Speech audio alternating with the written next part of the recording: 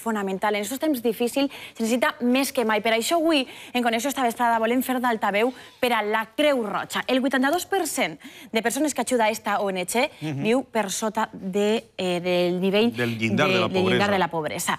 I això volem anar allí a Alacant, on estava la nostra companya Maria José, per saber què fa falta, què necessiten aquestes persones.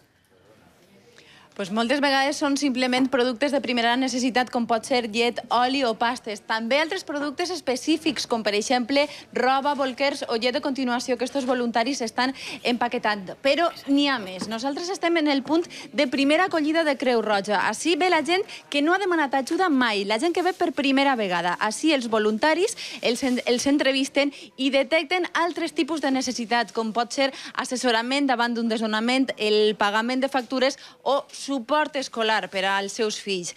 Així ve gent, cada vegada més gent ha notat que el col·lectiu de gent que necessita ajuda per primera vegada ha crescut en un 200%.